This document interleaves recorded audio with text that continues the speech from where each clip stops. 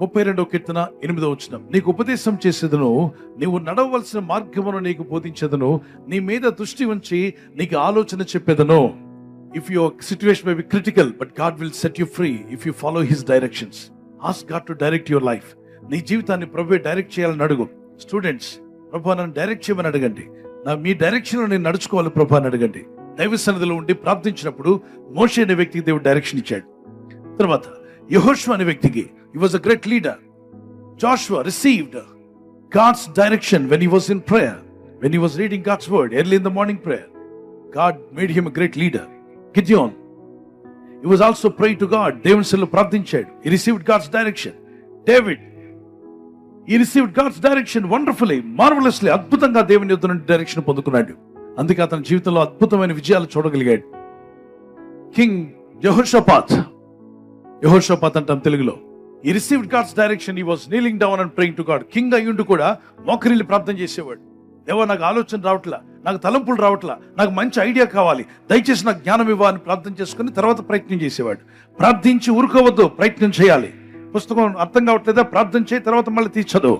Subject అర్థం కావట్లేదా, ప్రార్థన చేయి, తర్వాత తీసి ప్రయత్నం చేయి. తప్పక నువ్వు సక్సెస్ అవుతావు. కింగ్ హిజ్కియా 2 రాజుల గ్రంథం 20వ అధ్యాయం 5వ వచనంలో కన్నీళ్లతో ప్రార్థన చేస్తుండగా ఆయుష్ లేదని చెప్పిన వ్యక్తికి 15 సంవత్సరాల ఆయుష్ పెంచాడు దేవుడు. ఈ రోజు ఈ మాటలు వింటున్న వారు, డాక్టర్స్ ఒకవేళ ఐసీలో కానీ ఎక్కడ ఉన్నటువంటి మిమ్మల్ని, మీకు ఇక ఆయుష్ లేదు, ఇక మీరు పోయే కాలం వచ్చింది అన్నారేమో, ప్రార్థించు, దేవుని దగ్గర మొరపెట్టు. ఈ దేవుడు సజీవుడైన దేవుడు నీకు ఆయుష్ పెంచగలడు.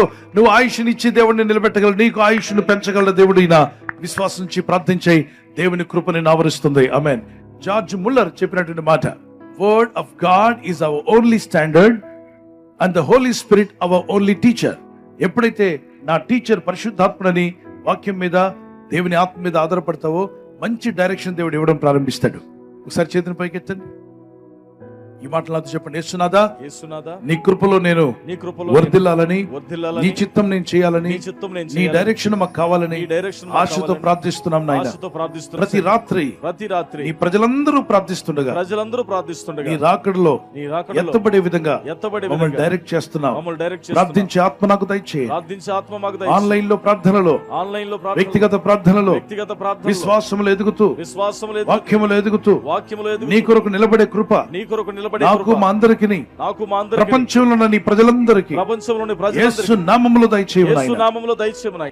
ఈ రాత్రి నెమ్మదితో పండుకొని సురక్షితంగా కాపాడబడినట్లుగా నీ అగ్ని కంచి వేసి మమ్మల్ని కాపాడండి. మీ చిత్తములో కొనసాగే కృప మా అందరికీ దయచేయమని యేసుక్రీస్తు ప్రశస్త నామములో వీరందరికీ చక్కని నిద్ర దయచేసి తెల్లవారు లేచి కృపను మాకిమ్మని క్రీస్తు యేసు నామములో అడిగి వేడుకుంటున్నామా పరలోకపు తండ్రి. ఆమేన్, ఆమేన్. ఈ వాగ్దానాన్ని మీతోనే ఉంచుకోకుండా లైక్ చేయండి, షేర్ చేయండి.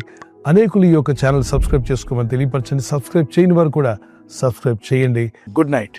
God bless you.